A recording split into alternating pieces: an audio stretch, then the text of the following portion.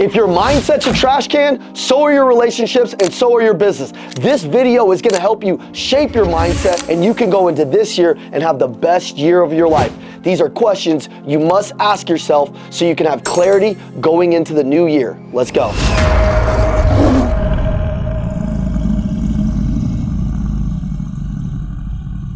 Okay, so as you're diving into the new year, I want you to sit down and really take every question that I'm about to ask you seriously. Go through it, write some things down. The first question you need to ask yourself are, what are the state of my relationships? What are the state of your relationships? Man, I'm gonna be honest with you. As a sales leader in our company, I know, and seeing a lot of other companies and being in sales for 15 years, relationships kill everything. If your personal relationships at home aren't in line, if they're not in congruency with who you want to be at work, they're gonna hold you back. You know, whoever is in your life, whoever you're surrounding yourself with, whatever you're in proximity to is directly gonna correlate to how you do in business. So if you're around shitheads, if you're around dirtbags, if you're making bad decisions, or maybe you're just around, you know, old friends or old friends that do old bad habits a couple times a month, cut them out this year. I'm telling you right now, if it doesn't serve your future, if you're around some people who don't believe in you, they're not speaking life in you, they're not thinking about big things with their fitness, with their health, with their mindsets, with their business, if they're not talking about making more money, doing bigger stuff, it's low frequency conversations, and I would start to exit my way out of those things. So look at your relationships. By the way, look at yourself too. Are you the person that brings those kind of things to other people? Really ask yourself, what are the state of my relationships? Which ones do I need to work on? Which ones do I need to pour into? Maybe it's a sales manager, maybe a general manager, maybe an owner, or on the reverse side, my owners, maybe you need to pour back into your team. General managers, maybe pour back into your team. Look at all the relationships around you and figure out which ones do I got to nurture to get further ahead this year. Number 2, how's your physical fitness? Your body's like a billboard. People are judging you. When you walk into the room, can people say, man, he's got his discipline blade really sharp. You're looking good. I mean, it's the truth, guys. The better looking you get, let's not talk about other people. Let's talk about internally for you. When you're keeping your word to yourself and you're working on your fitness, think about the time you were in the best shape of your life, your best fighting weight. Maybe it was college, maybe it was high school. That's when you were probably the most on fire and you loved who you saw in the mirror. Do you think that's gonna translate into growing a business, growing a sales team, growing your sales numbers? Absolutely. And I'll be honest with you, if I meet somebody that's massively out of shape and they're getting ready to sell me something, in the back of my mind, I got some little seeds of doubt. If they're not willing to take care of their family, with their fitness, how are they gonna treat me? How are they gonna treat my business? When I see somebody that's really out of shape, I know that there's certain limitations that they're gonna have. So as a high-level business owner, as a high-level salesperson, when people see you, do you want them to have those objections already, or do you want to remove some of those objections because of the hard work that you're doing on yourself? So it's not all about the abs, it's not all about the muscles. It's really just about like people seeing you as the standard, people seeing you as a standard also in your life. We in sales, we put a lot of energy and effort into our numbers, into our businesses, but when you go home and you don't have your physical fitness in tune with who you want to become, you're giving your family leftovers. You probably don't have the energy to sustain a really solid family and give them everything that they deserve. Maybe you're giving them some, but you want to give people what they deserve. So work on your physical fitness. This is the year that you get in the best shape of your life. There's nobody out there in the world that can't say that that won't correlate to your numbers. If they're saying that it doesn't help you at all, it's just because they're fat, they're lazy, and they're projecting their insecurities on you, and the truth is they don't want to do the work. Stay away from those people. You know it in your heart that if you were in the best shape of your life, you would do better at work, you do better with your family, you do better with everybody around you, and your mindset would be on fire. When your physical fitness is on fire, what else is on fire? Your mind. So get in the best shape of your life in 2025. Number 3, what investments are you making in yourself? Man, this was the year where I spent almost $400K on my personal investments in my business, myself, everything. It was a record number for me. And so for me, it was like I really took a serious look at my education budget versus my entertainment budget. I seriously took a look at my statements and really started tracking all the money that I was spending. The more money that I've spent on myself, the more money that I've invested in my business, the more money that I've invested in my systems, my processes, my coaches around me, the more that I've been able to grow and experience abundance. A lot of the times, people that are starting off, it might be like your first $299 investment. That's okay. That's great. That might be your first step to becoming this next version of you. do. You need new information, you need new experiences, and you need new people. And all of those things are going to cost money. So get used to spending money on yourself. Get used to thinking in the abundance mentality, not in the scarce mindset. Now, Andy Elliott told me something that really played a role in me spending a lot more money on myself, but I had a record year, a multi-seven-figure year for me. I'll tell you this. Andy told me when I started to reach a seven-figure number that I had to double down on my extreme. I started to play safe a little bit. There's some of you out there that you have invested some good money in yourself, but now you're to a level where like the fall is a little scarier. So you stop risking and you start protecting and you start getting scarce and you're holding on to that money, and it may be $20,000, it may be $50,000. And instead of investing that money back into your business or some coaching or consulting around you so you could cut the check for speed to get there quicker, you're like backing off that stuff. Andy told me this and I'll never ever forget it. He said, double down the extreme. The numbers, the things that you invested to get to seven figures is never going to take you to eight. It's physically impossible. So next year, I'm going to double it down. Next year, I'm going to double down. I'm going to keep being risky. Why? Because with no risk, there's no reward. So think of it for yourself right now. Are you spending more on your entertainment, going to the bar, hanging out with your buddies? Or are you investing more into your business and into education, into learning, into growing, into your team, into new experiences for them, new mindsets, new mentalities, new perspectives for them? Sometimes as a business owner, you need other people, you need other resources, and it's going to cost money investing in those people to bring them in so your team can see their perspective. And maybe it's stuff that you've been telling them for a long time, but now all of a sudden they see an influencer, they see somebody they look up to, they see a different coach or somebody, and boom, your company goes from 1 million to 5 million just because of a $50,000 investment. So be thinking about that stuff. Be thinking about doubling down on the extreme. Never get comfortable and always be investing into your business. Number 4, what new skills do we need to develop?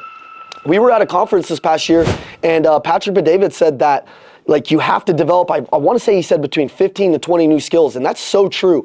Over the last couple of years, I've learned marketing, I've learned funnels, I've had to learn AI, I've had to learn all kinds of things, and I'm always constantly on the hunt for what I don't know. Like as a high-level executive, as a high-level manager, as a salesperson that has the ambition to go to that next level, be thinking about this. What skills do I not have right now that I need to develop? And then how do you skill stack? Another skill on top of all these skills. And then all of a sudden you wake up a couple of years later, you've got all the skills that you need to learn to run an incredible business. And for me, I'll give you my 2 things early on in sales. Andy always told me, dude, you got to learn how to master sales at a level where you can teach it to hundreds of people. So that's what I'm doing on my channel. I'm always learning how to speak and master, my thoughts better, learn how to articulate them, learn how to speak better, learn how to public speak. All of that stuff is really important as I want to go become a more influential person. So those things are important. Sales was number 1 for me.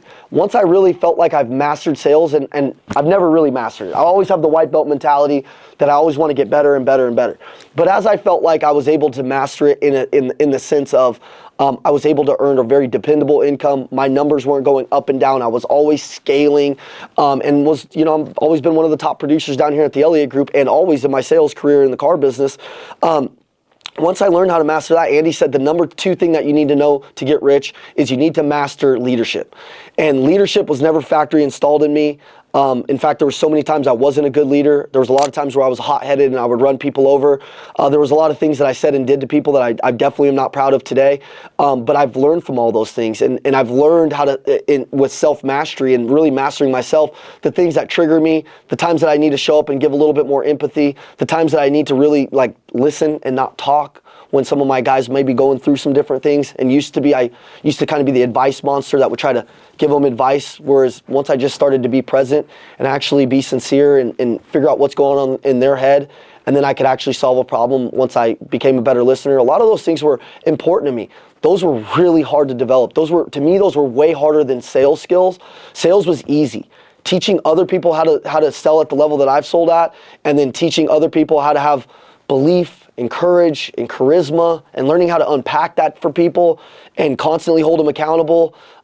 Those things were hard for me, but those are the things that ultimately got me from one level, which was making a lot of money, to getting to another level, which is, then earning even more of, I'd say, a dependable income, because now you have a team that you're getting paid on to as well. So, but you never get there if you can't master sales, number 1, because you can't go teach other people what you don't know. So it's really stupid that leaders some people want the title very quickly and they don't just go put in the work on the ground floor. I put in the work for 4 years at the Elliott Group before I ever got a title, and I never needed a title. But I knew that if I was doing the work, that the reward would come. Are you doing the work right now on the skills and the things that you need to master? Ask yourself that and develop some new skills this year. This is the year that you add a bunch of new skills and you master them so that way you can build a better organization. Number 5, how much better did you get at your role this year as a CEO, as a leader, as a salesperson, whatever role that you're in? Ask yourself truly, did I get a lot better? And here's one of the ways that you can look at it. Did you make more money? Were you happier this year? Did things change in the business? Do you feel like you have momentum? Or are you sitting here blaming the market? You're sitting here blaming everything around you. You're sitting here blaming all this stuff. I got off the phone this morning with a business owner that has 2 of the exact same businesses in a very similar market. One office is struggling, they're failing, and he can't figure out why. The second office is doing good. They're up 15, 20% in a market that was typically down in their industry. I called them. I secret shopped them. I went down there. I figured out the problem was the leader, the team. Everybody had a me, what's in it for me? There wasn't a lot of positive culture. There wasn't a lot of fun going on in their office. The sales call was dead. It was boring. There was no energy. Why? Where does that come from? That comes from the leader. That comes from the leaders in the organization. Then you go down to the other office. They literally share the same franchise, the same name, the same products. And people are excited. And they're making their customers believe, and they believe in the mission. The sales meetings are fun. Everybody's bought in. Ask yourself as a leader, did you get better in your role at painting the vision, or have you lost that? You have to think about these things if you really want to smash it. You have to think about your weaknesses constantly. And when you think about your weaknesses, celebrate them. Celebrate them. Don't get down on them. Be like, damn, let's go. Now I know my weakness. Oh, I'm about to kick some freaking butt. Okay, think about that. Did you get better? Or are you tricking yourself and you're bitter right now and your business is sucking and failing all because you can't go look in the freaking mirror? It's the truth. And so many people, every 2 or 3 years, they tear their life down when honestly all they had to do was go look in the mirror, figure out how to get better, or find a resource like me that'll kick you in the freaking face and say, dude, you suck at this. I've always had the corporate athlete mentality. If somebody can tell me something that I don't know about my business, no ego, no entitlement. What do I gotta do? And I'll do it. You gotta have that mentality. And by the way, if you as a leader carry that mentality around your team becomes more dangerous because they know that you value their input. When your team realizes that you value their input and they see things in the organization that you don't see, a lot of people are blowing smoke up your ass half the time. Your team is watching how things go. I watch what people say and what they don't say. It's the same with my wife. When we pray in the morning, when we talk about our gratitude, I'm listening to the things that we say and we don't say. And that's me growing. And then I'm like, okay, why are we not grateful for this? Why is she not saying this? Okay, I got to go do something about that to make her see something a little differently. That's called influence. That's called sales. But you got to be the person that recognizes these things, especially if you want to do something big, which I know you guys all are going to. Hey guys, it's the Macklin Twins. Let's go. Hey guys, if you have any questions at all, we want you to text us. Our phone number is 480-780-2203, and one of us will get back to you. We got your back for life. Let's get back to the video. Let's go. Let's go, baby. Number 6, have you created a new mindset to push past your limitations? Man, there were so many times in my life where I could just never push past my own bullshit. You have to find some new people and new experiences to show you that it's possible. When I saw Andy Elliott for the first time and he was walking me through some of these things that he did to get in better shape, to be a better person. You know, he was walking me through some of the challenges and things that he did in the past that he wasn't proud of, which a lot of those same things I had a problem with too. When I met somebody that was a little further ahead than me, I didn't say, oh, there's no way I can do that. I said, dude, I could do that too. I found a new mindset. I found a new belief through somebody else's experiences that planted a seed inside of me that grew into a tree that was unstoppable. And this thing's just freaking growing, right? I found these new mindsets that was like, oh my God, I can't believe I've been being so weak. I can't believe I've been being so soft. Some of you guys, the truth is you're being soft out there. You're soft. Somebody says something you don't like, that's your mindset. Break right there. Some of you guys, you're sick, you don't show up to work, break right there. Some of you guys, somebody in your company, they say something you don't like, a prospect says something you don't like, whatever, you break. Find a way to start pushing yourself. Here's how it works. Say you set some non-negotiables in your business and it's something that's gonna stretch you, 20 calls, 30 calls, whatever it is, man. Do you go home when you don't hit those numbers? Or do you stay and get it done? Are you the type of person that people trust because your words have value, because you get it done no matter what? I got guys on my team that are so freaking hungry, they'll take anybody out. I believe my guys are the hardest working dudes in the business. I could put them up against anybody. But you know what these guys have? These guys have a competitive will to win that's unmatched. Do you have that will? Do you have that will? You have to have that will. Some of these guys, I have to kick them out of the office because they'll try to stay till 11, 12, 1 in the morning because they want it. They want it. You got to be hungry. You got to want it. But here's what happens if you don't and you're a big freaking talker. If you go tell people all this shit you're going to do, your wife, your managers, and then you don't do it, your words start to lose value. Never be a person that your words start to lose value. Do what it takes. Even if in doing what it takes, you fail. Sometimes the hardest thing to do is to keep pushing because you're failing. And here's the truth about it. Some of us don't even take the shot because we're scared to fail. You got the ball, you're dribbling down, 8 seconds left in the game, and you're thinking about who you're going to pass the ball to because you don't want to take the shot in front of everybody else. You don't want to drain the three-point shot because you know in your heart you're not going to make the shot. Yeah, you're not going to make the shot because you don't believe you're going to make the shot. You pass it to the guy who you saw doing the work. You pass it to the guy that you saw practicing. You pass it to the guy that shows up, that's motivating the team, that's talking with belief. You pass it to that guy because you knew he was doing the work and you knew he believed. It's time for you to take those shots. It's time for you to believe.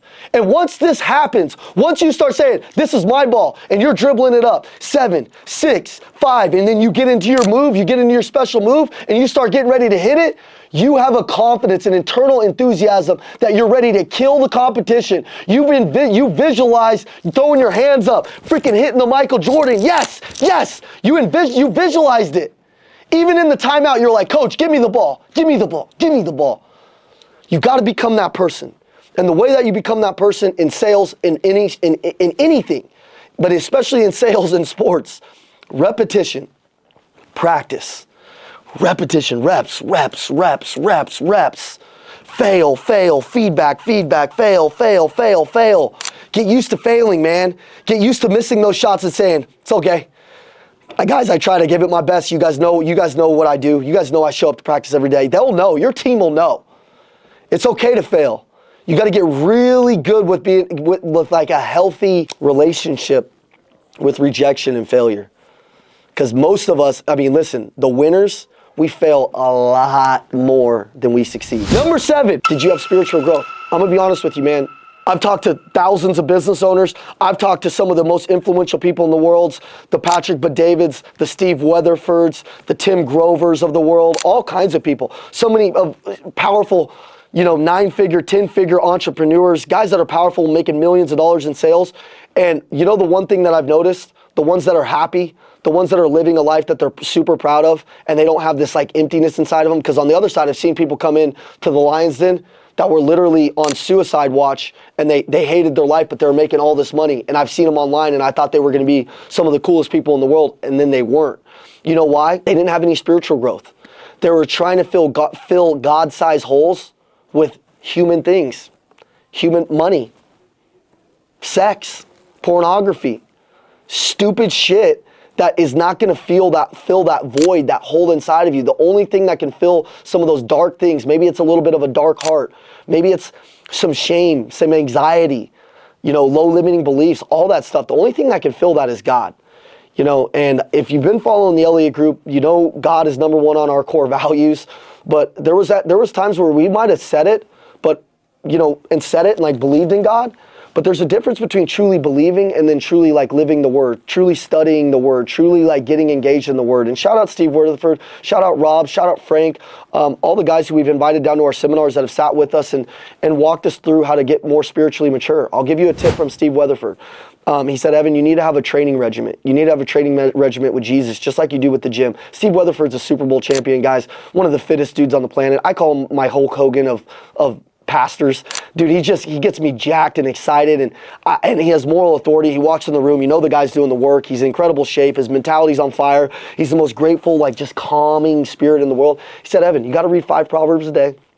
1 Psalm a day that's correlated to the day of the month. So say it's January 10th right now, you'd read the Psalm 10, right? You'd read those things, and you got to do this every single day. You got to start to grow in those areas.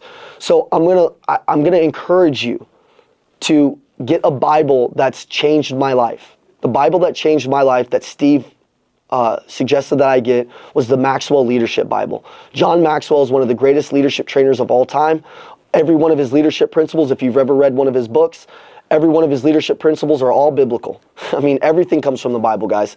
So go read, go download, and maybe I'll put a link in this video to download from Amazon the Maxwell Leadership Bible. Greatest freaking Bible. It'll give you tips and things to lead your organization, to grow in ways that you never knew were possible. But you can only do that with God, and you can only do that if you get disciplined in the Word. It'll change your life. It has with ours. I mean, it has with our team like you wouldn't believe. Number 8, have you given back or contributed? Holy smokes. The biggest thing that you can do to make yourself feel amazing, like it's honestly one of the most selfish things you can do, is actually contribute to other people, because it puts you on fire.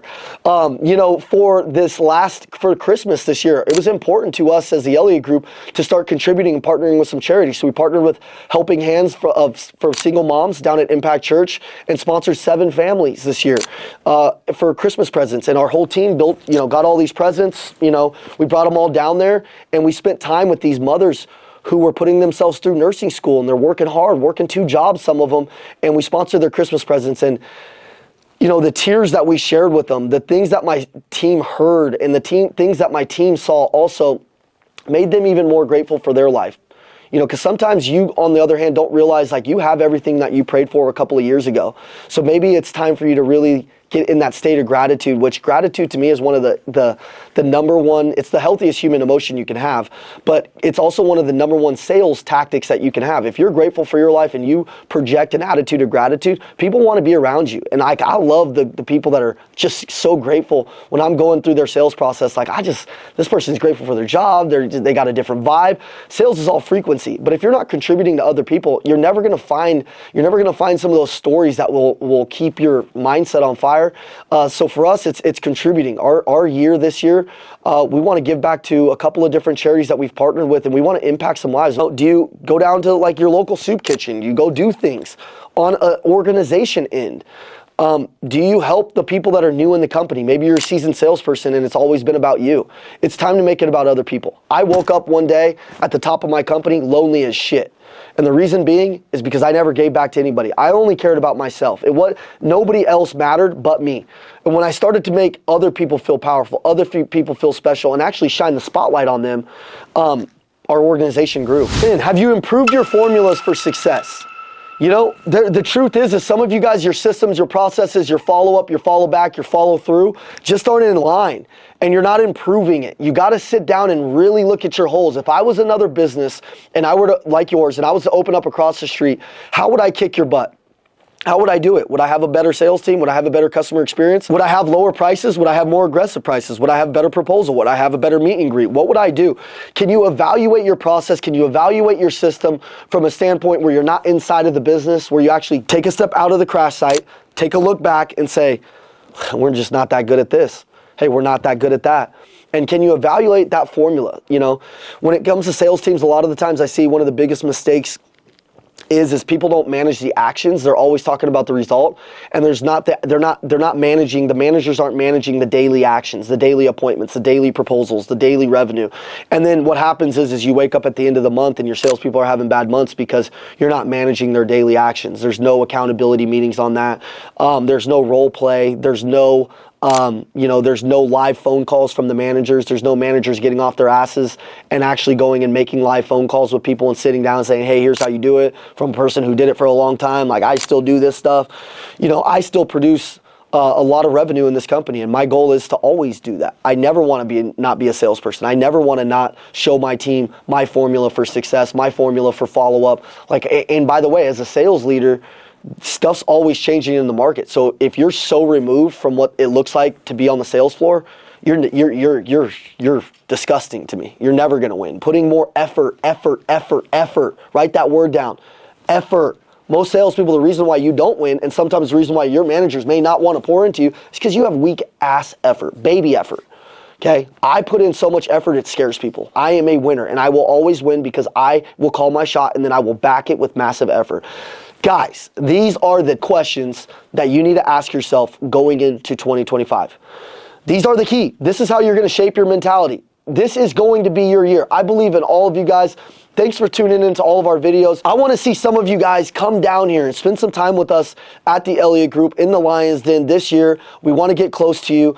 Get into our Elite Training Academy. Start training with us. Start getting stirred up. The link is in the descriptions. Jump in there. Jump into the comments. Tell me the number one thing that you want to do this year. Maybe one question that really stuck out to you. And then also tell us how you handle it.